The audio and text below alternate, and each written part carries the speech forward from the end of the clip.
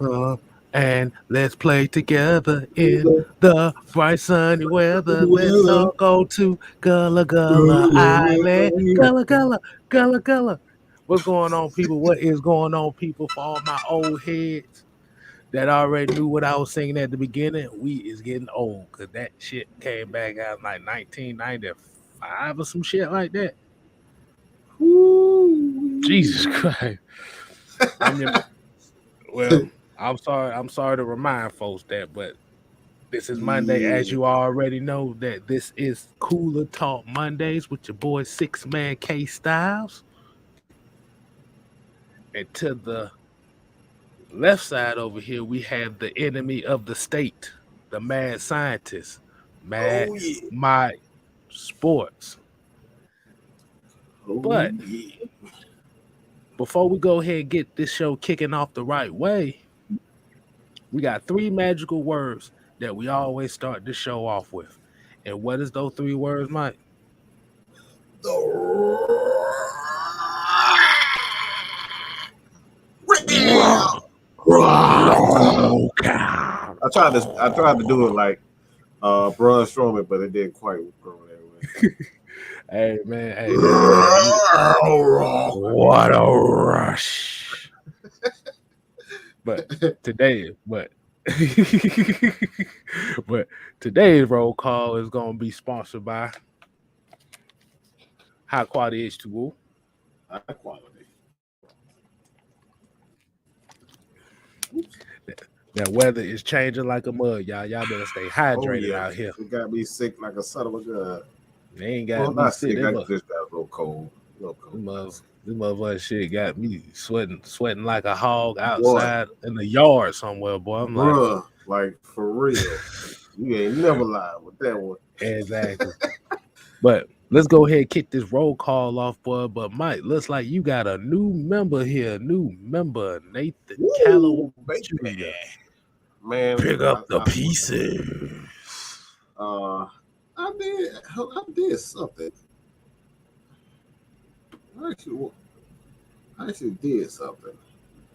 I wrote I my don't know. name down, but I forgot where I put it. While you looking for that, let's I wrote continue this all the roll members' call. name down. Yeah, I'll pick it up. All right, so we're gonna I don't know continue where I this put it. roll It could be call. anywhere. We're gonna go with YMOF Jamal. We got the professor in the building, Noah Tyndale. We got Joseph Thornton. We got the residential scout. Alex is in the building. Um, yeah, why? If y'all remember who that is, Why? we got Floyd Donnelly. We got Aunt Jay. We got the OG in the building. We got Pat Norris, Derek, Jerry Bowie, and Seat Poe Basie, Hucklebuck 71, CK22, Old Chicken Holler, Nathan Floyd, ATL Leo, Michael Walker, the other Michael Walker, Blizz 818, Trauma Locks. But we got hold on, wait a minute. I don't know. Something just happened to my computer. Hold on. We got you can call on Tyrone. Call him. We got Brett Edwards, James Obleton, Melvin Emery. We got a couple more. Workflow, Dre, Dreddy, Terry Mitchell. And I'm gonna do two more. We got Marwin Johnson and Bubba Gump. And hold on, Mike. We got you a 4.99 super sticker. Hey, as you know, definitely appreciate it, man. Oh shit, we got Jew Talk Sports in the Joe. building. Y'all make sure y'all show him some love as well. One Boy, third he be of going the heavy hard on hitters. them those spotlights. Mm, Hey, let us know if you really enjoy spotlight like we mm, been enjoying them because he yeah, been killing those spotlights. So if right. y'all want him to continue that, that's something Hmm. Right. like I think he should. He been We killing got those things. we got one third of the heavy hitters joining in with two-thirds of the heavy hitters and 2/20ths of the unholy alliance. So Oh yeah. as y'all already know, let's go ahead and get this thing crack-a-lacking today, man. Um, Mike, I know a lot of people probably wondering, like, what the hell is this title we coming up with as far as Drake London and this whole speed conversation? Well, let me give y'all the backstory on this. I sneaked into a space on Twitter here a few days ago, which was talking about speed versus route running. Yes. And shout out to my boy Retro Boomin on Twitter, because him, Aunt Jay, and all them. So apparently, in this space, basically what these people were talking about is if a wide receiver doesn't have speed or he's not fast, he's completely worthless. Right. I want to ask the people the question: if a wide receiver doesn't have speed, does that make him completely worthless? I won't see some yeses and some nos. I'm gonna get some yeses and nos here because I thought this was like one of the most ridiculous things I've ever heard. I thought it was funny to me.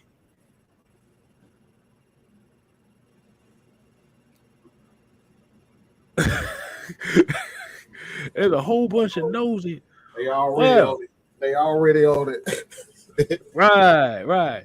The only reason why I'm asking this too, because I did a YouTube community tab poll, and from what the poll had told me was, out of 55 votes, 95% of y'all said hell no, speed don't matter. So it didn't come from us. It come from y'all. So they said, "Oh, Mike made y'all. Mike and K-Star made brainwashed y'all to say that." I beg to differ. Y'all motherfuckers don't let the shit we say. Exactly. Look at the comments. We got no's everywhere. Hey, Mike, you might as well put the thing in there so we gotta let the OG get in on this too. Okay. We want to let the OG get on this as well. Let's see. Yeah, Lowski said this ain't no damn trap meet. I wasn't ready for that one. I wasn't ready for that one. Wow, man. D Slow said, "What are they smoking?" Oh my god. Tev said, "Straight lies." Well, I love y'all for these because wow. Ernest came back with the $4.99 super chat. He said, "So if he's this slow, why he seems to so get behind the defense if it's game speed or he's just that slow?" Like, brother, tape don't lie, mother. Hey, these oh yeah, Marlon said this ain't Sonic the Hedgehog.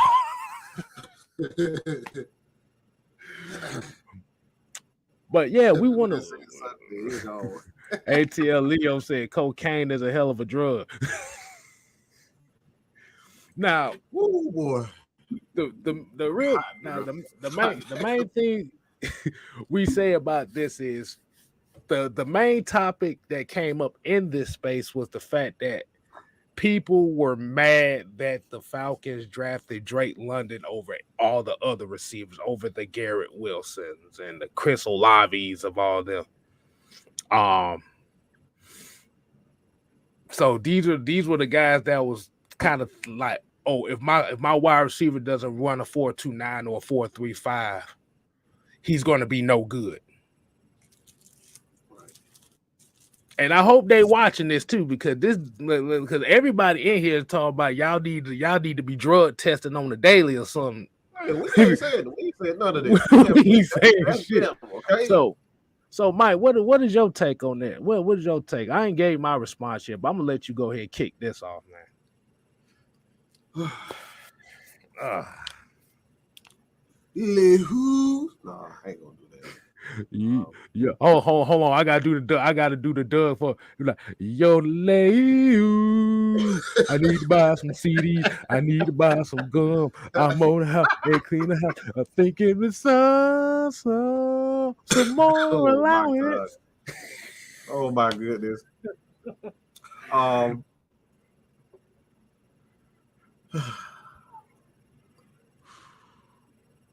First of all, I want to say this. Just get this out of the way before the first thing that they say is, so you're saying speed doesn't matter. Uh Speed does matter. In certain instances, speed indeed matters. The ability to escape the pocket when you have a guy, you know, coming down on you. You got to have that ability to get outside, take that turn, go upfield really quick. Kick returner, you have to have that ability to go straight, that straight line speed. When you have that, you have that alley, you got to be able to go through the hole, get in the hole, as we said, like a Tevin Coleman, Antoine Smith. Calvin Ridley has straight line speed. A Randy Moss, a guy with another, Randy Moss. Deion Sanders, he had straight line speed. So I'm not going to say that straight line speed or speed doesn't matter. But when it comes down to route running and the art of the receiver, that's literally one of the last things that you focus on as a receiver, because as a quarterback, like, I just want you to just be able to, like, me personally, like when I played, like, bro, all I wanted you to do is get to a spot. Like, I'm gonna make sure, like, the receiver or the DB is not going to be able to get to the ball. I just need you to be able to get to a cut. If I tell you to run a dig route, all right, I need you to, sail the outside a little bit and then bam, then go in and cut. I can make sure the ball get there.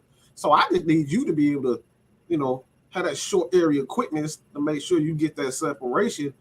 Use your body the proper way, because for me, I like to throw the ball. If I'm the quarterback and I got the receiver, I got a DB on this side. What I'm going to do as a quarterback, I'm going to put it somewhere, like in the chest, but low. So that DB, if he comes, he's going to have to come over his shoulder. He's going to have to come over the top. So, like, those are the things I like to look at. So speed is not necessarily something that I focus on as a quarterback. So when I'll come down to it, like speed is something that you would like, but it's not necessary. So basically, what you're saying is speed is more of a luxury than a necessity. Absolutely, because I play with guys that run as fast as me, and them motherfuckers can't careful for shit, and you can't ask, and they cannot run a damn route. I asked you to run a damn slant, and here you go. What's a slant? I'll play with people who run fast. It's like I said, me, I read about a 4.34, and I played with people who were faster than me, but they didn't know how to run a proper route. So just because you fast and you can get to a point fast doesn't necessarily mean that you're going to be looking for the pass. You're going to be open, or that DB can bait you as a speed guy into doing something wrong. Mm-hmm. Because the thing about it is, you got to know how to turn on the quick of a dime. You got to know how to turn on a dime like that, bro. And a lot of times, if you have a 4.3 or 4.9 speed, something like that, and that's all you have, and you don't really have that, okay, I can turn on the quick, or I can hit that hitch real quick and be all one fluid motion. If you can't do that, a corner that runs a 4.6, 4.7 is gonna pick you apart. Yeah. So that's necessarily, like you said, speed is a good thing to have. But when it comes to the NFL level, knowing how to play angles is really more important than the speed itself. Why do you think a lot of these speedy ass receivers get caught by motherfucking linebackers and defensive ends?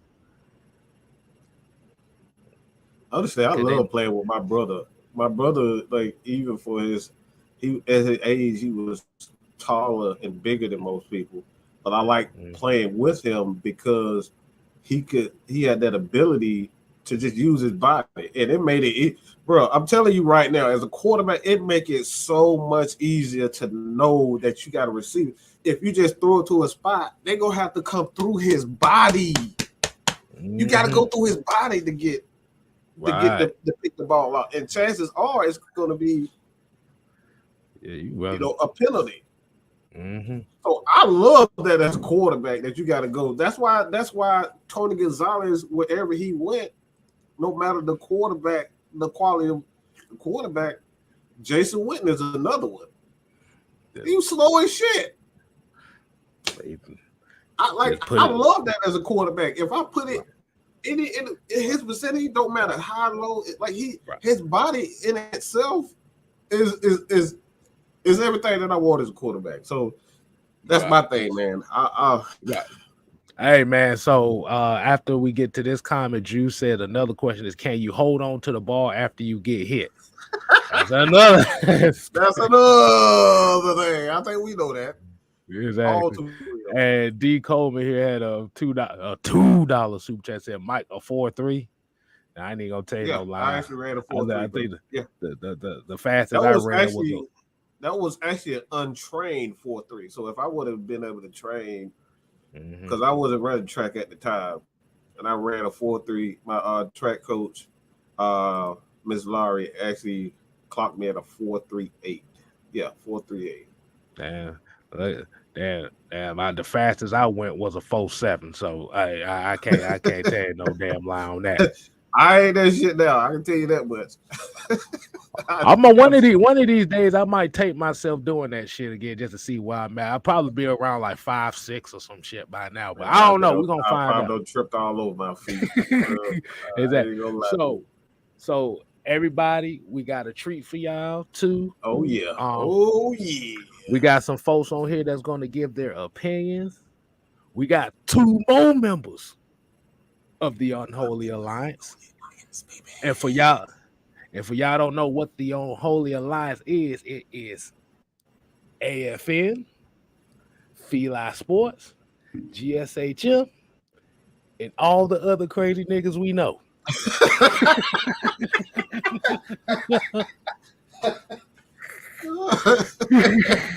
You had to throw that one in. I had to throw that in, bro.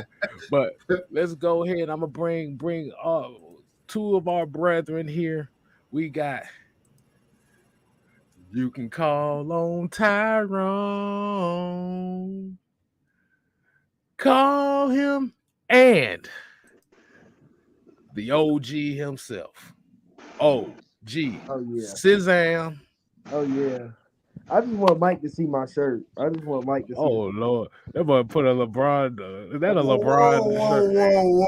Whoa! He did that. He put that LeBron shirt. Wow. It's a Miami LeBron shirt. It's a lion on the beach. Had to pull that shit. Wow. I like that. I like that. Exactly. All right, so I know Sam enjoyed it. I know Sam loving it right now. Yeah, that's pretty nice, sir. I kind of wanted to get in on this conversation that we was having about, Sam, speed and receivers. Right. All right, go ahead, Sam. What's your take on it, man? What you got on it? You said there was a question raised, about, the impact of, receivers without speed. Well, I'm gonna throw a name out there to you. Some of y'all probably ain't old enough to know. Steve Largent. held the receiving record for over 2 decades. Receiving yards. Yeah, Steve Largent. Yeah. Yeah. See, before that,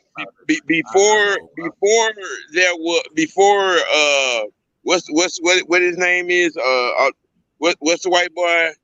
That played receiver for Tom over there in New Wes Welker. Wes Oh, he Welker. talking about Wes Welker. Wilson.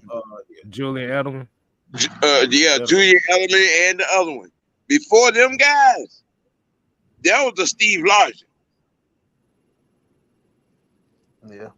Through the 70s and most of the 80s, held the NFL receiving record. So don't talk to me about speed.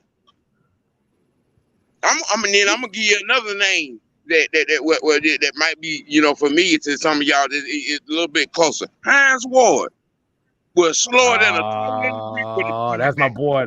That's my boy right there. But that motherfucker would hit you with a smile, bro. I'm like, damn. We talking about speed. We talking about speed. Oh, nah, he wasn't fast at all. No. Hines Ward was slower than a turtle with a brick on his back.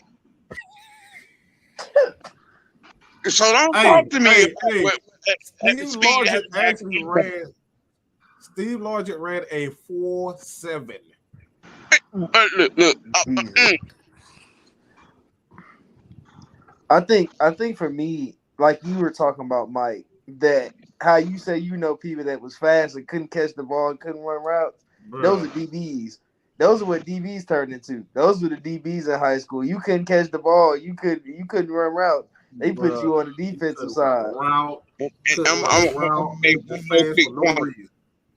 gonna make one more quick point about Steve Largent. He played in the era now of them cats that played corner for the Steelers, the Raiders, the Chargers. Steve Largent played in that era now and held on to the league receiving record for 2 decades. That sink in. For some of y'all that don't know, go goggle it. Goggle it, Google it, Google it. That's it. What are you talking about? Goggle. And if y'all don't know what era he's talking about, that was the era where basically defensive backs could literally DDT your ass on the field. So yeah, bruh. He's not lying.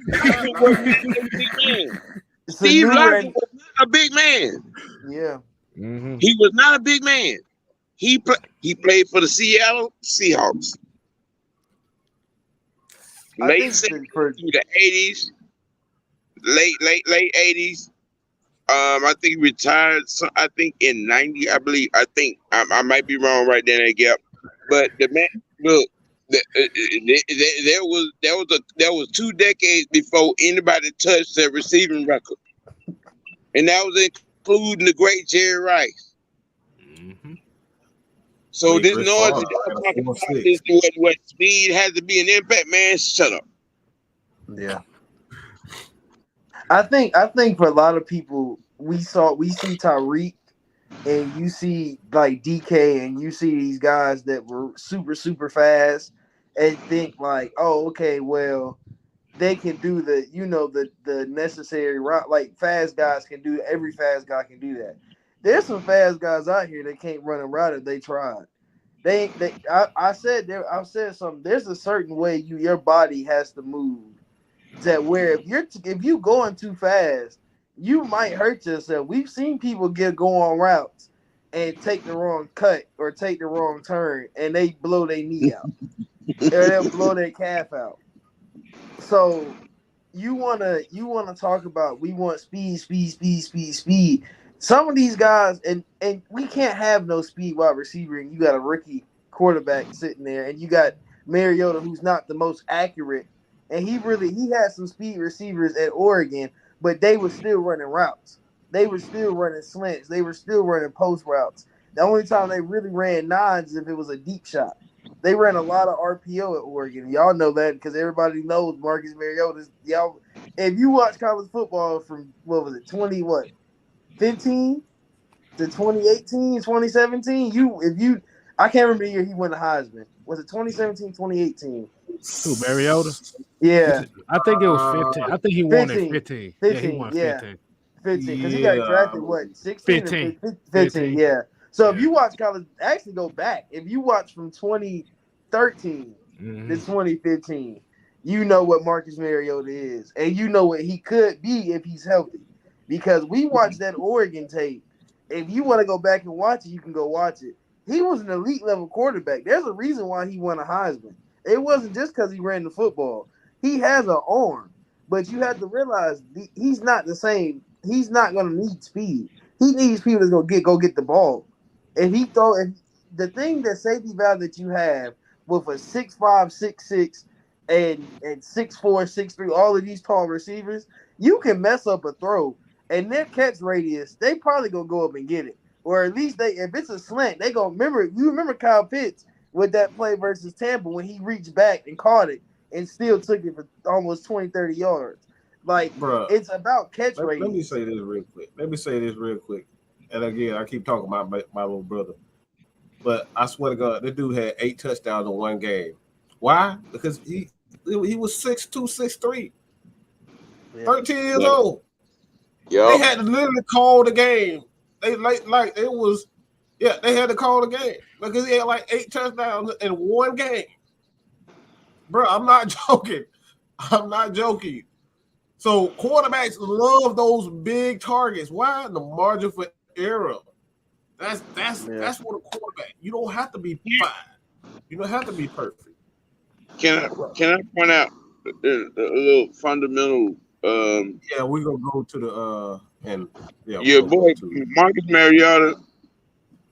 He gained a little weight, during his injury rehab and recovery. Okay, go look at what I'm saying, his body from now as opposed to when he got hurt in Tennessee. Mm-hmm. He's a lot thicker. He got a lot more muscle mass now. Oh yeah. With that being said, he has great familiarity with offense, playbook, and his play calling. Okay, a lot of people have been making all the hoopla and blah blah, about Ricky Minicamp. Listen, people, stop. The situation is set up, and now, unless Arthur is on some hyperbolic steroids, I don't see Ridder under no circumstances other than having an out-of-body experience being the starter in week 1. Yeah. Right. I don't think he's gonna start. I don't think he really gets playing time. And I think my thing is if we're gonna count playing time and minutes and how people are gonna do it this year, if they do play both of them, a certain amount of times, he's gonna score 40 into it. You can't be deep into it. I feel like people are gonna go deep into the numbers. Like, you just can't be deep into it. What are you laughing at, K-Shot? Somebody done put a weird ass comment in here, man. Lexus and Steel. Why is that even okay? Yeah. Oh, God. That's what I was looking like. Hell no. But go ahead. I think that people expecting Ridder to just come in and try to take that spot. Mariota's not gonna go away. He's just not gonna lay down. Like, I don't think he's gonna just lay down. You can't just tell a grown man that wants to play football and he wants to be a starter again to just lay down because it's a rookie coming in. That's just not gonna happen. Nine times out of 10, that's not gonna happen unless they feel like their career is over. And Mariota don't feel like his career is over. So It's He's gonna be a only battle no 28. matter what. Right. He's only 28. It's not like he's 32 or 33. He's 28 years old. 28.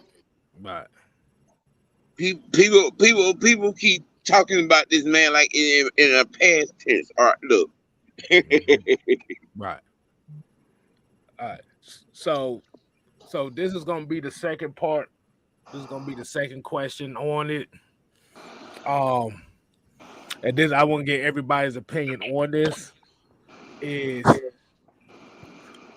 for those in the back that might not understand this, because from this same space that I said I saw from, Mhm. they said Drake London was like the 6th best wide receiver in this draft because of that lack of speed, as he quote unquote has. But we now there, now there. Wow. Now, really, when we came down to the nitty gritty, it was just a simple fact that he was mad the Falcons didn't take Garrett Wilson. That's really what it came down to more than anything. But let me ask y'all this. Out of y'all personal feelings, how do you feel about Drake London right now as the Falcon #1 receiver? Well, let me say this.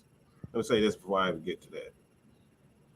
So, who cares if he's the 6th best wide receiver? So, who the hell cares? He fits our offense. I don't give a shit. I have Wi-Fi issues. What was the question? Hush yourself. I gotta say this real quick. I I don't give a damn if he out here running 4-2s. We got 4-5 receivers running 4-2s. Can them motherfuckers go over the middle field? Can you block? Can you be physical when I need you? Can you play on the outside of a tight end to the crap back? Like, these are the things we talking about. I don't give a damn if he wants to. He fits this game perfectly. That's what we need to be talking about. All these people running word about he can run this route. What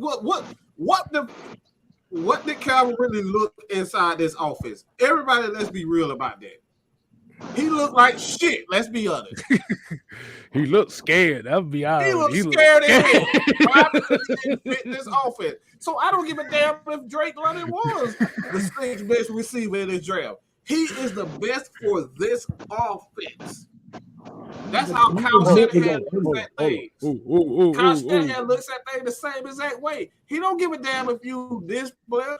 Can you fit in his offense properly? That's why he keep getting all these damn running backs we never damn heard of before. Hold on. Wait a minute. So you said that he's a better fit in this offense than that wide receiver in Tennessee that almost quit after the first practice?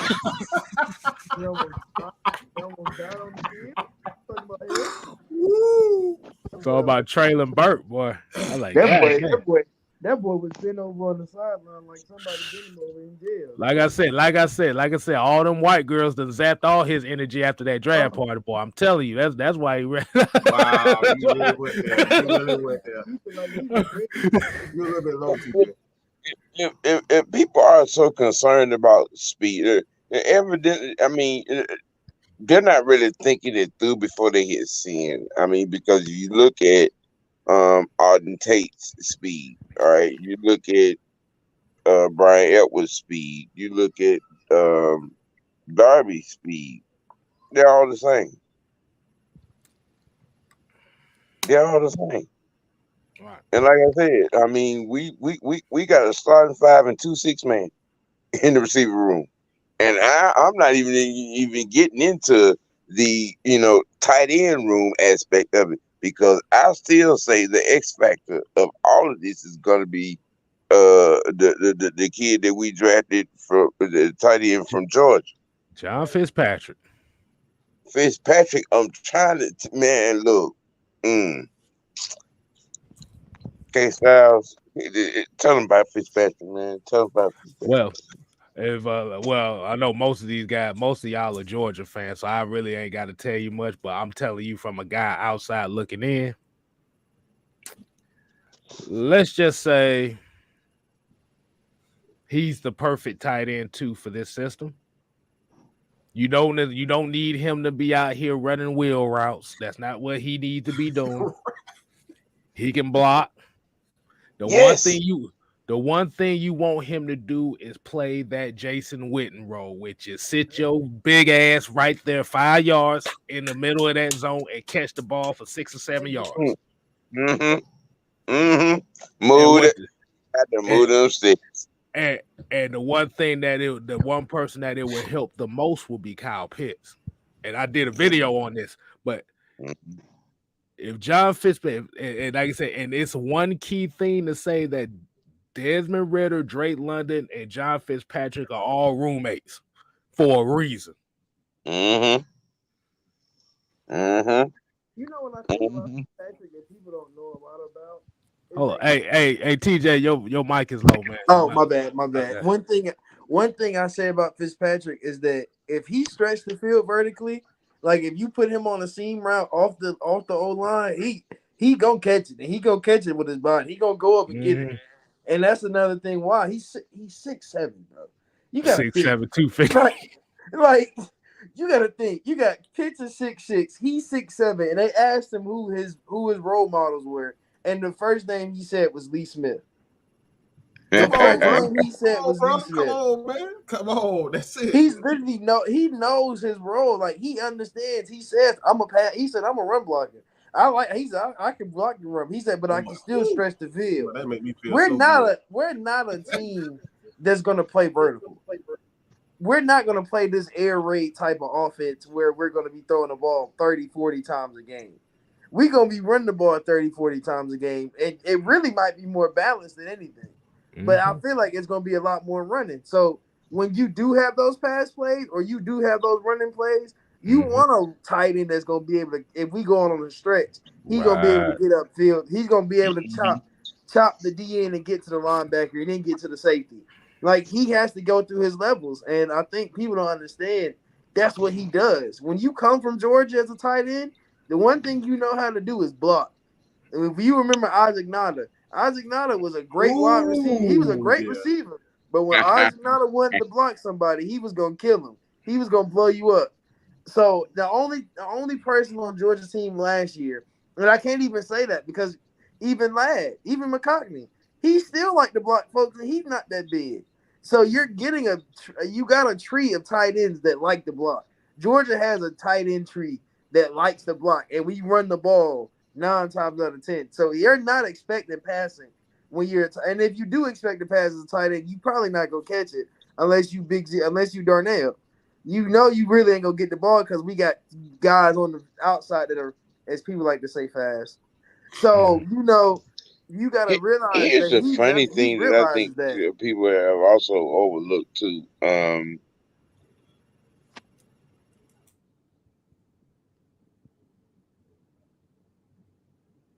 So that gives Arthur Smith, you know what I'm saying, him and Cordell with all the gadget play, the end arounds, the fake tight end screens to the toss sweep. He has 2 of those toys back there to play with now. Okay. So hold on, I got another question to ask for y'all. And everybody know I'm the question man at times here too. So I got a very interesting question here. So do you feel like is it really that he was quote unquote a bad pick because he's a bad receiver, or is it the fact that they know with him you're not going to get the excitement at the position that most people down here in Atlanta want? Can I answer first? Go ahead, man. It's the excitement. That's all it is. Because it's at a point of, if you watch Drake London tape, this man runs jet sweeps as a wide receiver. He runs he's fast. He's not slow. I don't know where people are getting this thing that he's slow because he's a possession receiver. If you were gonna talk about There's not a lot of slow possession receivers in this league anymore. If y'all want to talk about DK, he didn't run a 40. So we really don't know how fast Drake London is. He literally just came out of an ankle injury, but he looks healthy. Like he looked good in practice. He was running routes. He didn't look slow. He's fast. When he gets to minicamp, and we gotta have those guys, he's gonna go versus AJ every day. He's gonna go versus Cam Hayward. He's gonna go versus linebackers. He's gonna go versus Debo, and Debo gonna put his hands on him. So he's a strong guy. So I feel like people are more. You think he's strong? No, he's fast too. So it's more of we didn't go get Garrett Wilson or we didn't go get Jameson Williams, and those are supposed to be the fast wide receivers in this draft, and they supposed to stretch the field. We went and got a guy. Would you rather watch somebody burn somebody or somebody jump on top of somebody's head and catch the ball? I'd rather watch somebody jump on top of somebody's head and catch the ball. Donkey Kong, that motherfucker. That's what I'm talking about. Yeah, like Donkey I want to see Calvin Johnson. Like I want to see that in my own city. He had Go ahead. 3 words for Drake London. He had 3 words for Drake London. Big, fast, smart. So where did this notion, if we're talking about a quarterback who actually sees him, not what the hell y'all see in a combine, so he knows what speed looks like, okay? Especially a quarterback. Yeah. And go ahead, Sam. I'll let you. I just don't get it, bro. I know a lot of there may be maybe 3% of this audience that know this guy. You know, if you grew up watching the 70s Steelers, when you think about the Steelers offense, first thing you think about Franco Harris, Lynn Swan. That was the biggest, slowest offense outside of Lynn Swan I ever seen in my life, bro. But remember that guy that played on the other side from Lynn Swan? Yeah. John Stallworth.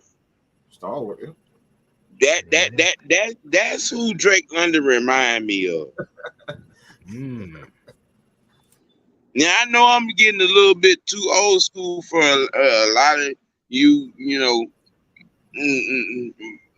millennials, you know what I'm saying? But John Stallworth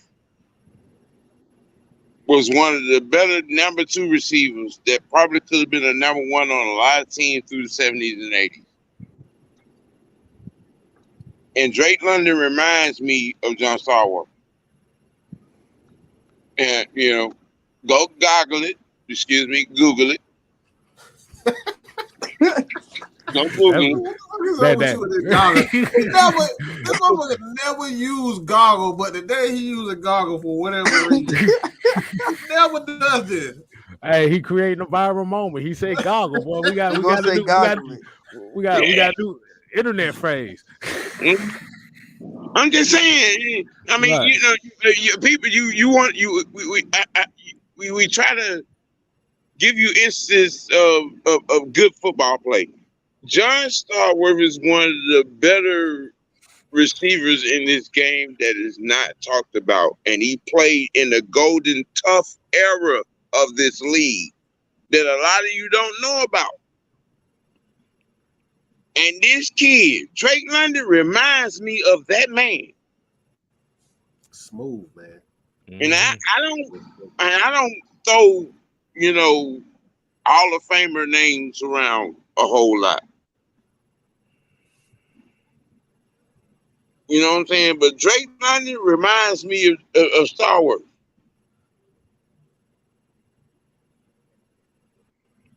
His catchphrase and his break, man, stop playing. And if Tate is anything of a receiver as of a physical specimen that he is, healthy. Okay. All right. I'm a big picture kind of guy. I'm just saying. Okay. So what pretty much everybody's saying here is that sixth wide receiver, the wide receiver thing is a whole bunch of horse shit. Yeah, definitely. But bunch of horse. Yeah, that's right. Yeah, John Stallworth. Let me say this real quick before you go. I actually did a little bit of research, and I'm questioning whether or not to put it in the video, but we actually did homework as far as their 40 times is concerned. Each team that I looked up, we're talking about the team that have the most that we would consider the top wide receiver core. Most of those guys fit in between a 4.4 to a 4.6. All those top receivers. We're talking about all of the top receivers from Hopkins, from Cooper Kupp. Most of those guys fit within that range, from about a 4.4 to maybe a mid 4.4, where it's like 4.5, and about a 4.6. Almost every wide receiver fits in the 4.4 to 4.6 range, and you have teams, the out there teams like the Chiefs, for example. Most of their team, then all their receivers, run over a 4.4, or run under a 4.4. Like they literally like the only team in the NFL that runs that fast. Wow. They have multiple receivers. We talk about like 2 or 3 plus. Yeah, they got like 3+ receivers that run over run under a 4.3 on that squad, and the Chiefs are literally the only team that has that. Okay, so in the reverse of what we're talking about, can y'all name some wide receivers that ran these 40s that everybody fell in love with so much, but weren't worth a damn? I know we got quite a few of them. I'm gonna kick the list off with Troy Williamson. Troy Williamson. We starting the list off with that. I want to start with a Washington great, John Ross. Just throw his name out there. Just want to throw his name out there. We can throw in the Florida guy. I'll throw in the Florida guy. Kadarius Toney. I can keep going. We can keep going about people that got cut. We can keep going about these 4-3 guys. Look, I want everybody watching. Name me some of your top flight 40 guys that everybody fall in love with, and ain't worth shit at the position in itself. Ross is the main one. I see Darius Hayward-Bay. I see Corey Coleman. Wow. Ooh. Don't disrespect Kelly Winslow like that. That dude's a tight end. I see Tavon Austin. They put him in there. I wouldn't say Tavon, though. I wouldn't say Tavon Austin. Rashad Perriman. Say Charles Rogers. Taylor Gabriel. No, Taylor Gabriel had his best season with the Falcons, though. Mm-hmm. So, who else? These fast. I'm trying to think of him as a number, like a top. We're talking about top receivers in the league. Like, not just a lot of these guys are not like we talk about first round guys. Right. Yeah, we're talking about top guys. Ted Ginn Jr. Juice said Ted Ginn Jr. What? I don't think he was fast though. But what was the other Kelvin Benjamin? He was just fat. So I don't think he was fat. He was a fat fuck. Let's just be honest. Yeah. He was a fat fuck. That's he was. He was. Yeah. I think I can't think of anybody else. I'm trying to think of like Ashley Laley was another one. Yeah. Javon Walker, that's another one. People throw in David Boston in there. Percy Harvin, I kind of that's Percy Harvin. That's kind of like one of those like I can see where you're going. Yeah, Henry somebody threw Ruggs. in Henry Ruggs. I mean, I can't I really wouldn't say say Ruggs. I was say Ruggs was just a dumbass. He was a dumbass. he He should be Yeah. back. Ron Williams ain't damn fans. That's slow son of a bitch. Ron Williams slow as hell, man. Georgia Tech didn't really have that many receivers that was that fast outside of Calvin Johnson, so I can't really say that. Oh, Ridley's brother. Riley Riley Ridley. Riley I Ridley. forgot about Riley. Yeah, I forgot about Riley. As soon as you Oh, said Georgia Tech, I thought about Riley. Yeah, Riley will smash Speedy ass and piss me off. Should have stayed. We would have won a national. I feel like we could have won a national championship with this nigga. He just left. That shit so annoying. He just listening to idiots because it was no reason for him to go to the draft that year. That's so annoying. Every time I think about it. Right. Nobody threw in Jalen Rager as another one. Oh man, but yeah, this is what we talking about. Is what it comes down to is a lot of people fall in love with the flash more so than the spunk, and the spunk is usually the little things, like you said. You can have speed as a wide receiver, but short area quickness. This is why I always say, for me, the 40 time really doesn't matter to me. If you're gonna put a lot of stock into a drill at the combine, it will be the cone shuttle. Yeah. Because if you actually pay attention to football and skill positions, you ain't running 9 routes 15, 20 times a game. Ain't no way in hell you running that. And that's the thing. Those that you're in the course of a game, you may have 4 passes for each team where you're going, and this is just my calculations, 30 plus yards. Quarterbacks in the NFL don't typically throw that many passes unless you Russell Wilson. Like Russell Wilson, like he made a lot of his stuff is because he's scrambling. So like those aren't designed plays. Those guys end up breaking. So like they took a lot of deep shots, but they weren't actual design plays. Like like most NFL offensive coordinators don't design those deep shots like that. Right. So like you're not going to get receivers to do that on a consistent basis. Like the only team that you can say that did that is the Greatest Show on Turf. Like that's really it. They design those routes. Like even then, like they design most of their routes to be dig routes, and they just turn to big plays.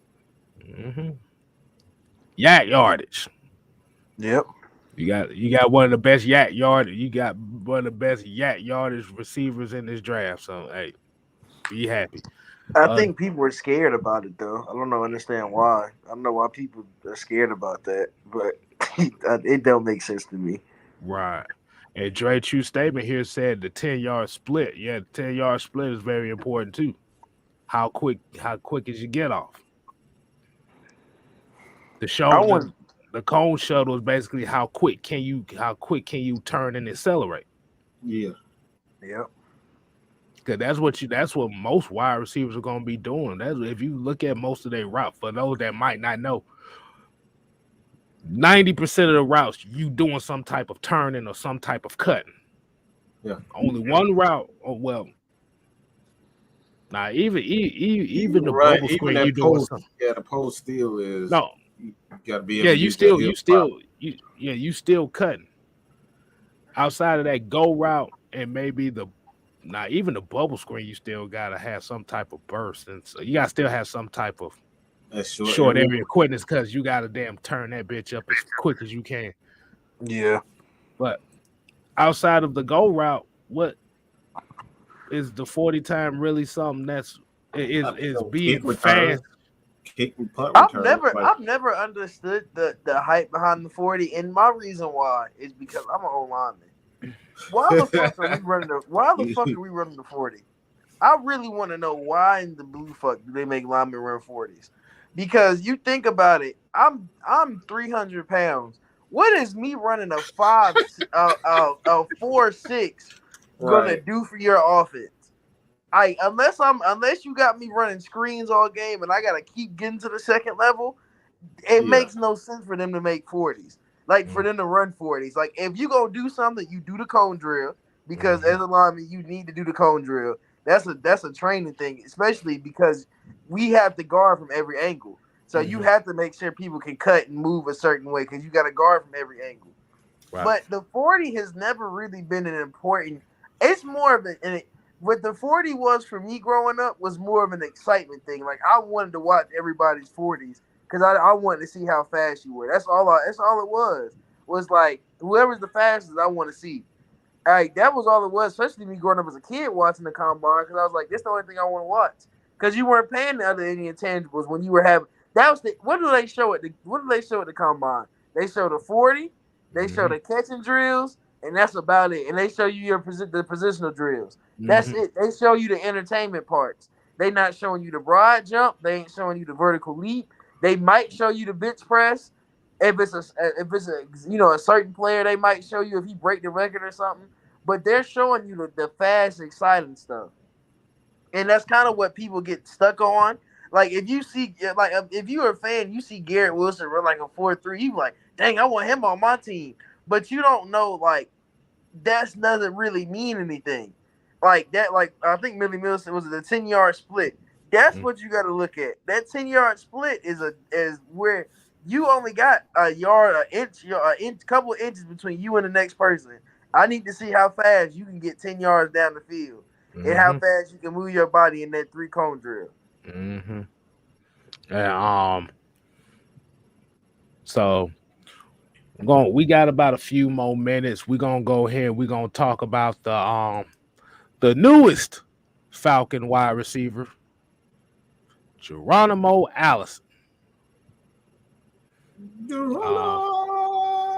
I know we kind of waited to the end to do it, but we had to get that topic out the way because that was something we definitely was ready to talk about.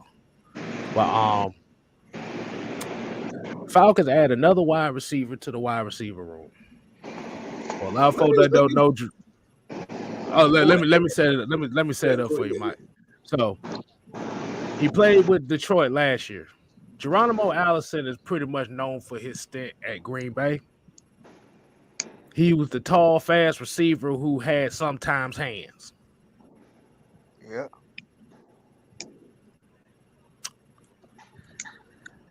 So I'll go ahead and start with Mike on this one. So what do you think about this signing right here? Well, I had a conversation with a content creator on Twitter. Well, not so much a conversation, but he had a list of players that he thought would be on the Atlanta Falcons, and two of them were complete opposite of what the Falcons have been looking for. And both of those guys ironically ran about a 4.344. Bird ran like a 4.2. Zacchaeus ran about a 4.3 to about a 4.4. So he's a pretty fast guy himself. But those guys didn't fit anything.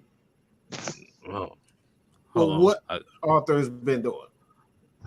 Question: what were these receivers' names? I'm itching to find out what was these receivers' names so I can find out. The receiver. I'll pull it up. I'm gonna pull it up real quick. I'll pull it up. I got it. And like the reason why I'm saying that and highlighting that is because again we're talking about guys that didn't fit what Arthur and Terry has been going after. We're talking about since December when the season ended for the Atlanta Falcons. They immediately went after guys. I forget the tall receiver. From Arden Tate.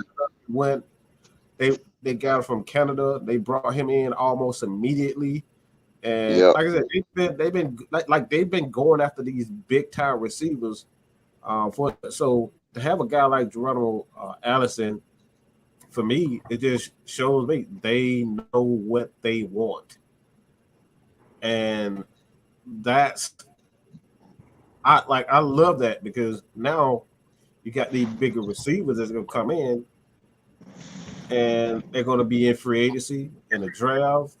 So they're gonna get their body used to a certain style, and they know if I go to Atlanta, I know I got a place in Atlanta because they got this is the style of offense that they run.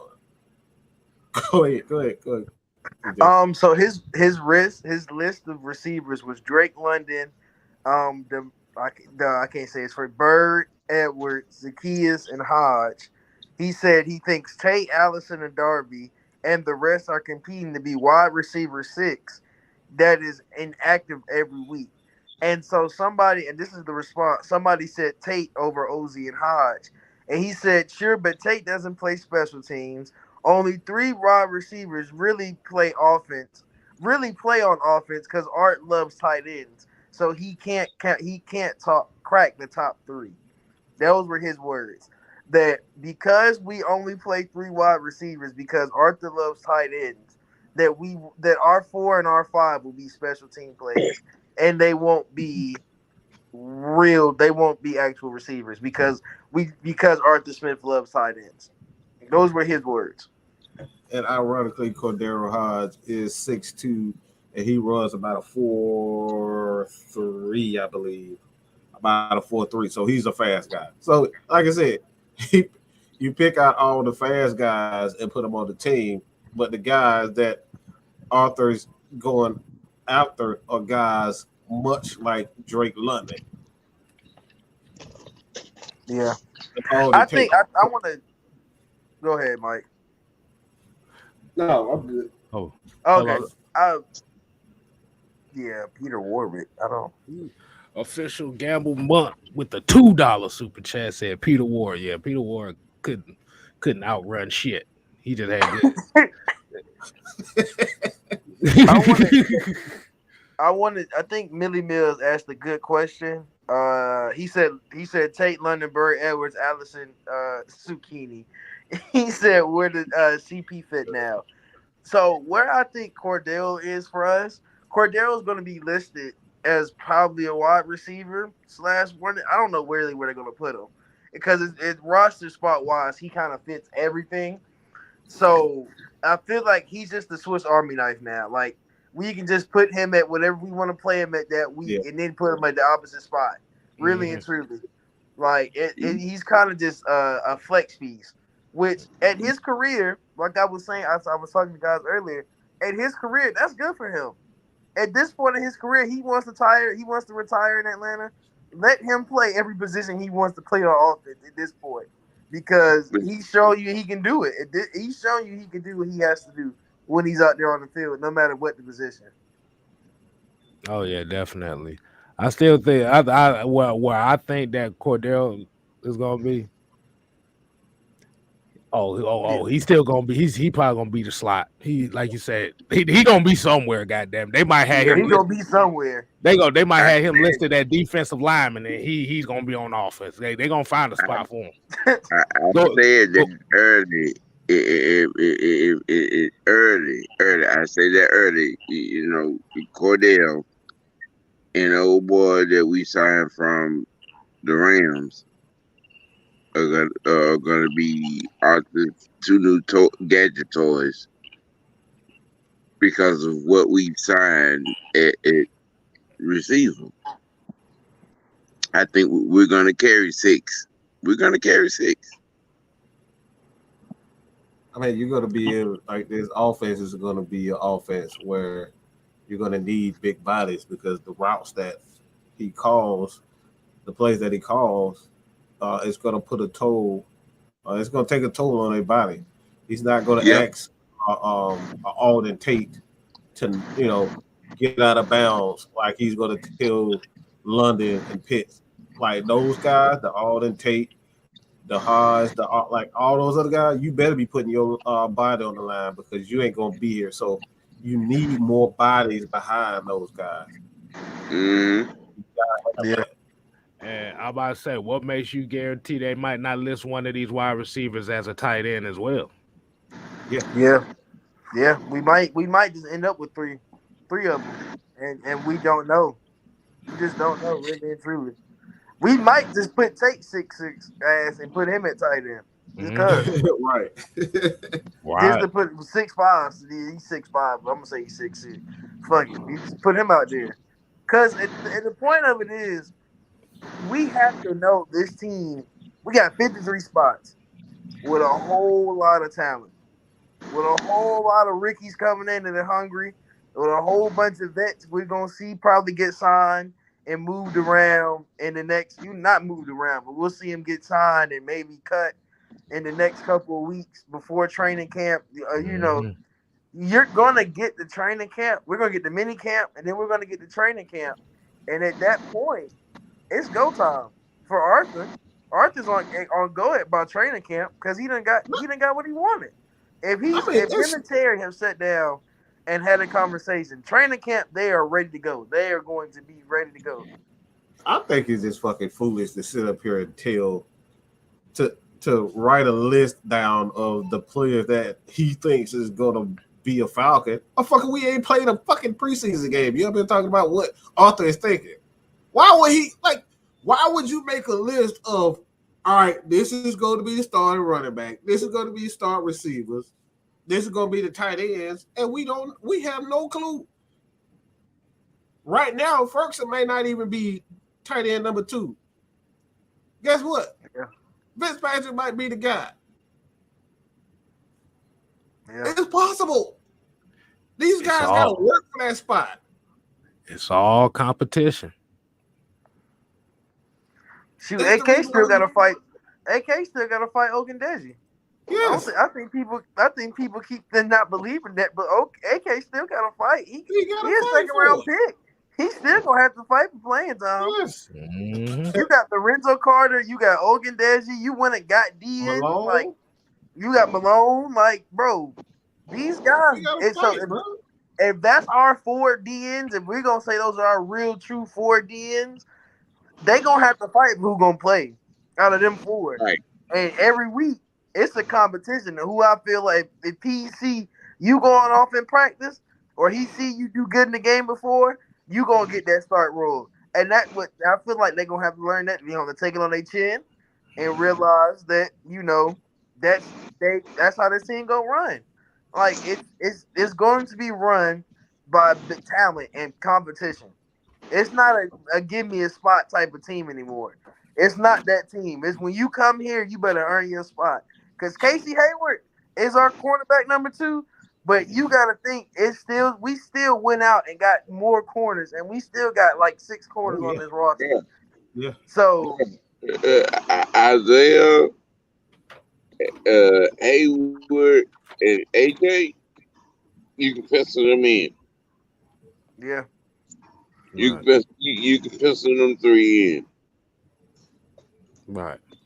So let's go ahead and kind of wind it down for the night, man. I think this conversation was very, very forthcoming. I think we got a lot that we wanted to talk out the way here. So I know everybody want to get their final words in before we go ahead and deuce it out. What I got for the people? Who want to go first? Go ahead, Tyrone. Go ahead. You started off. I'll go. So for me, y'all know I'm doing dream stuff all summer.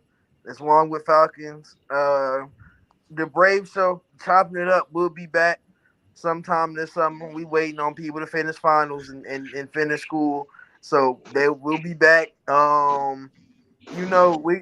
we're at Fila over on Fila, man. Dream stuff. I'm putting it on Mike's channel. I'm about to start having exclusive streams, y'all.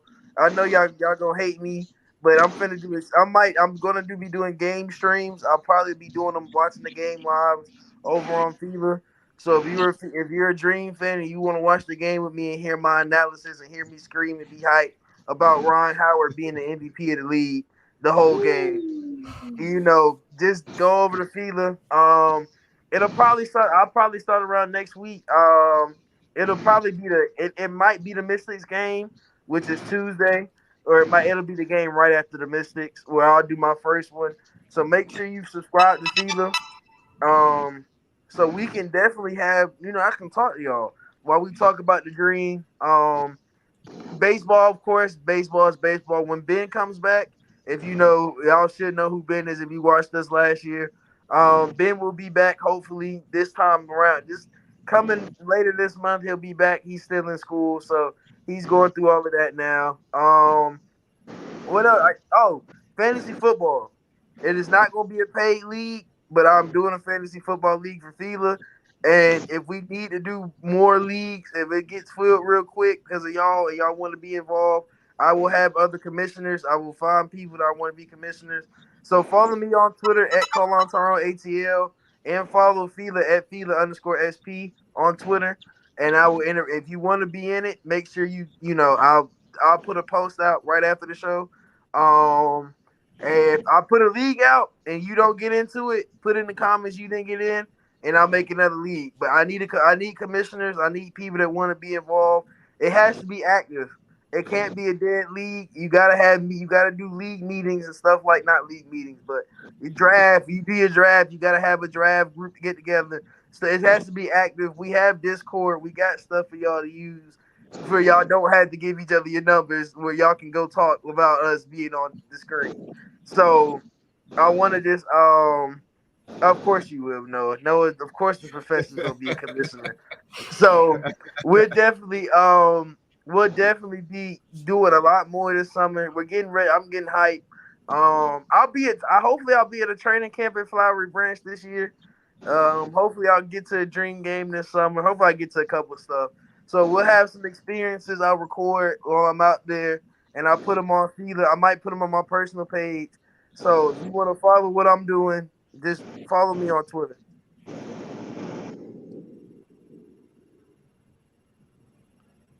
All right, go ahead, Sam, man. Go ahead, tell me what you're talking about. Go. Didn't have a chance to get back to it, but you know what I'm saying, K-Style, what you should get used to saying about this clique, the conglomerate. And Mike, I've been saying that for a while. I've been saying that for a long time. This is a conglomerate. There are levels to this team.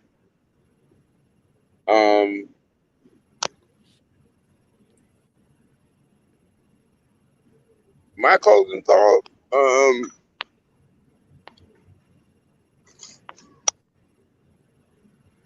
We don't need and we shouldn't have a quarterback controversy.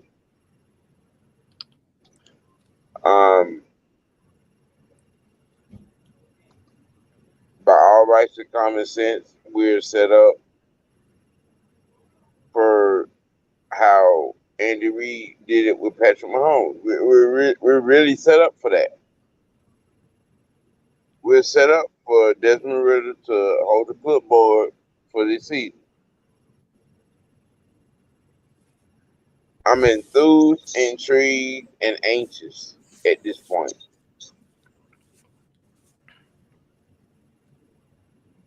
Because we're going to have a chance to see Pease and Arthur actually really get into their bag.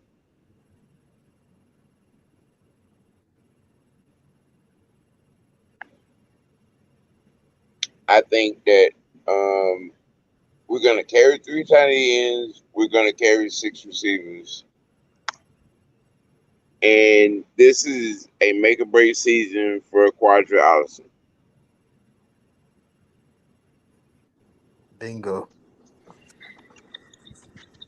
Well, And that is the reality of this franchise at a particular moment. We're not in a bad situation, honestly. We're not. Real football fans who are not sitting around looking for something to bitch about, be pessimistic, and just complain. We see that.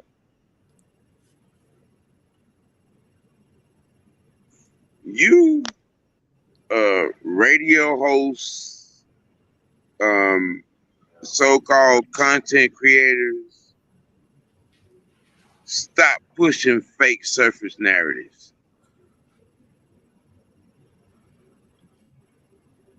Get out your feelings. Life for this franchise has moved on. Your sounding board is gone. What is happening in front of you is that Arthur, Dean, and Terry have Wait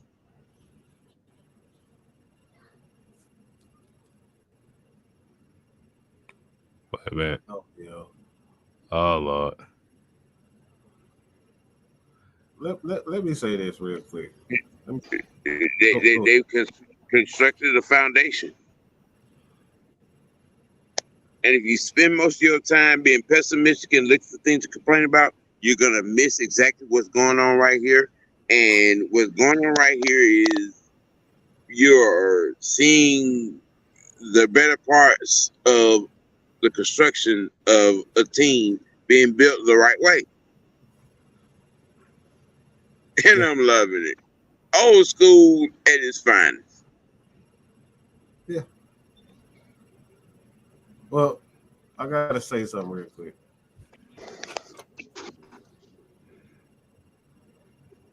This is the complete opposite of what we stand for.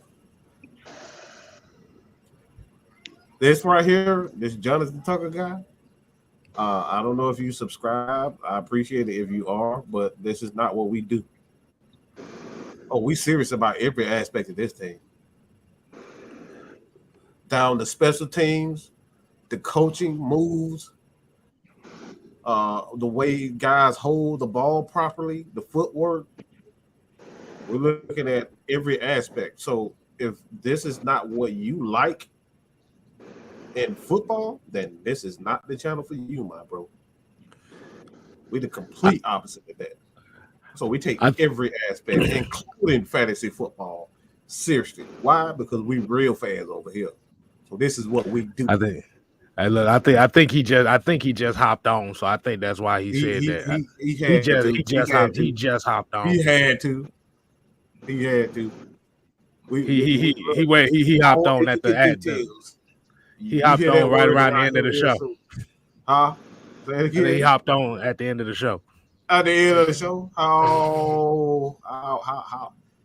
Hey, like I said. Can I make a quick point?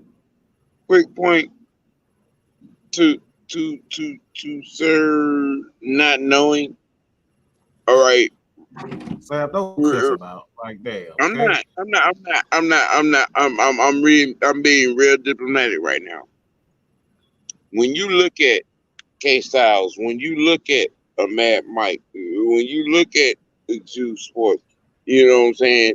When you look at the conglomerate and when you come in here to these, settings and conversations, you have to understand it is not a romper room. We did in facts, not spoilers. We did in facts. We did in truth.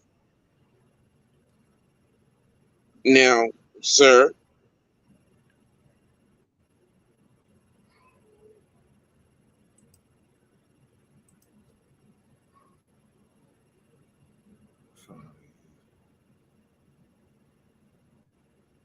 yeah, like I said, that's now, sir. Cut? When we introduce you and we try to help you understand and try to teach you and things that you may not know outside of sitting in front of your television or maybe pulling up a YouTube highlight. See, we do research over here. And I can say that because I'm a student. These gentlemen that run this show have taught me a whole lot in the last six months to close to a year about doing research, doing film study. See, that's what a lot of y'all miss. Don't get it twisted. The notoriety is needed, but the basis of what's going on right here is to change the conversation, to teach you what you're looking at, the game within the game, within the game, within the game, within inside that game, within the game, all the way upstairs into the coaching booth. That game. We look at every aspect of it. So that's what we do here, man. And like I said, I call myself a fan, and I've learned that over the last 6 months to a year. We get down to every little small detail, the small intricate details of the game. That's what we do. So at the end of the day, K-Styles, you gotta take so you can close us out. Okay, so we appreciate everybody tuning in with us as usual on this Monday night. Hopefully y'all got something out of it. Definitely we learned a lot from y'all as well. So y'all go ahead and continue to support not only Six Man K-Styles, not only Mad Mike Sports, but OG Sam. Go ahead and give him a subscribe over there. Listen to the OG speak the wisdom from a football perspective and a life perspective. And also make sure y'all go over there and follow Feline Sports Podcast with your boy Tyrone over there. Hey, I got something special Wednesday, hopefully. So y'all most definitely come over to Feline. I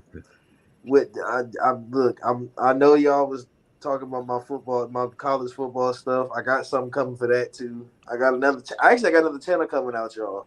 So I'm gonna try to get on that college sports thing, man. I know. I'm gonna get y'all gotta get OG Sam on one to call on Tyrone shows. But I'm gonna definitely get I got another channel coming out. So you guys make sure you kind of follow me. Like I said, follow me on Twitter, follow me all around. It's not gonna be Atlanta based. So if you're not, it's not gonna be about Georgia. It's not gonna be about any Power 5 conference football. It's gonna be an HBCU football channel. So make sure y'all subscribe, and when I put it out, make sure y'all subscribe and keep up with it. Because a lot of y'all were telling me last year I didn't talk enough about HBCU football. So now I got a whole channel dedicated to it. So now what you gonna say? Right. All right. So then I appreciate Hucklebuck here. He reminded me, I forgot to give y'all some homework tonight. So today's homework assignment for all the people watching tonight, I want y'all to go look at Drake London's tape and count to me how many times the ball was either underthrown or not thrown on target. How far with that shit, but shoot, if you send me the film tape and you show me what film you watched and I count and I get the same number, I'll give you something. We'll do that. Do your homework. I'll give you an A+. I give you an A+. I'm gonna give him another on this one. Okay, along my Star Wars comparison. Anquan Bolden. Similarity. He runs a lot of precise routes. Those are the types of routes that Bolden ran for. He just know how to use his body, and he has great hands. Remember 2012. Remember 2012. Right. Remember 2010 in Arizona and 11 in Arizona. Man, all his damn career, okay? All his damn career. That's the all whole he ever damn did career. was Right. put Right, no but matter where he went. I'm just saying, Anquan Bolden, John Stallworth, the type of comparisons that I'm drawing when I'm watching this kid's tape. When I'm watching Trey London's tape, this the only other receiver that I could think of, but he wasn't of the same stature, but he played with the same tenacity and made the same plays with Charlie Joyner back in the Dan Fouts days in San Diego. And a lot of y'all wouldn't know about that. Hey, so y'all got a lot of homework for y'all tonight. But also, I'm gonna also say this as well. Like you said, y'all continue to support 6-Man K Styles. Like I said, Feli Sports Podcast, Mad Mike Sports OG, Sam. Noah got the gaming channel going on right now. So y'all make sure y'all go over there and support that. Atlanta Falcon Nation, all over the place. And my final take tonight is it's for a lot of those that are still still talking shit about the Falcons, hoping the Falcons lose. I got a special guest who sent me a voice message that he wanted me to tell a lot of y'all fans that still out here talking shit and mad that the Falcons didn't pick who you wanted. So now you hoping that they do. So I got a very special. I got a dear good friend of mine. He sent me something to tell y'all. All right, Jimmy. What you got to tell the people here? And if you two don't like it, you can just pass the blunt to the nigga on your left.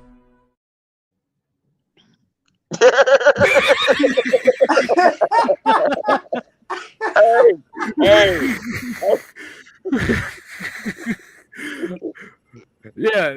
As he just said, if you don't like it, just pass the blunt to the nigga to the left.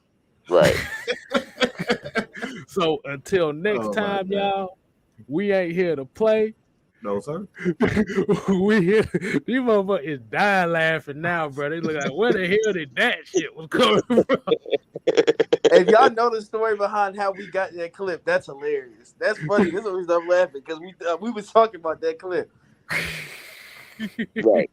Hey, tell me, hey, before we go, tell me if y'all like to see that clip more often, bro, because that shit is hilarious.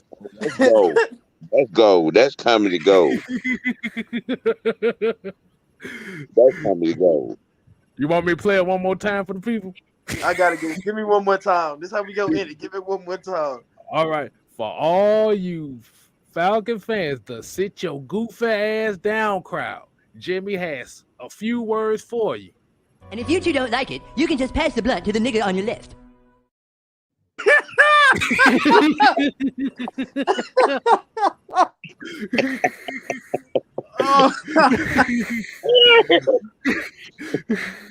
And on that note, we ain't here to play. We here to stay. Oh, yeah. You ain't gotta go home. Oh no. But you gotta get up out of here. Deuces.